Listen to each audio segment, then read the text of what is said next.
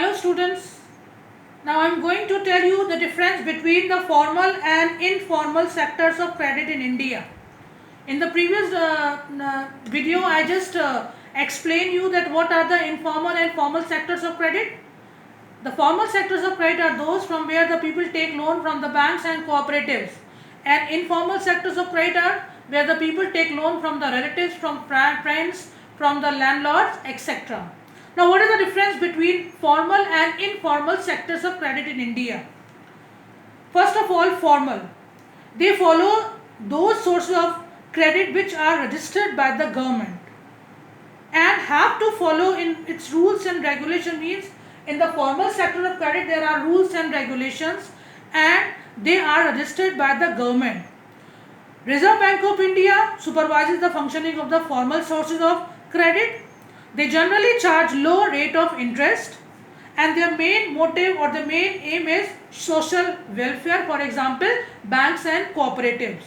Coming on informal sector, these include those small and scattered units or parts which are largely outside the control of the government. They are not under the control of the government. I am talking about informal sectors of credit. There is no organization, or you can say no one is there to supervise the credit activities. They charge high rate of interest. Their main aim is to only making profit. And the examples are money lenders, traders, employees, relatives and friends. Apart from these formal and informal sectors of credit, in the recent years, there is one more sector has come, that is self-help groups for the poor. In recent years, people have tried out some new ways of providing loans to the poor. The idea is to organize rural poor. Rural poor means the poor people in the village. Particularly the women, into small self-help group which are also called the SHGs, and pool or collect their savings.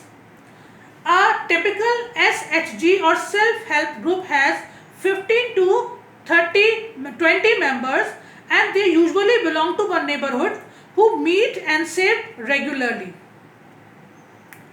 In the previous section we have seen that poor households are still dependent on informal sectors of credit. Why is it so? Because banks are not present in everywhere in the rural India, and that is why, just to solve the problem, these self-help group has been started in the rural areas. Now the saving per person means 15 to 20 members are there. What is the saving of these members? 25 to rupees 100 or more, depending on the ability of the people to save. You cannot say that all the people in that group have to give the same amount. They can just 25 to 100 rupees or more. Members can take small loans from the group itself to meet their needs, to fulfill their demands. The members from that group, they take the loan. The group charges interest. Interest is also there on these loans, but it is still less than what the money lender charges. Then after a year or two, if the group is regular in saving, it becomes eligible for availing or taking loan from the bank. Means if they are able to save, so they can take big loan from the banks. Loan is sanctioned in the name of the group. Moreover, SHGs, they are the building block of organization of the rural poor or poor people in the villages. Not only does it help women to become financially self-reliant means self-dependent with the help of the money. The woman becomes self-dependent.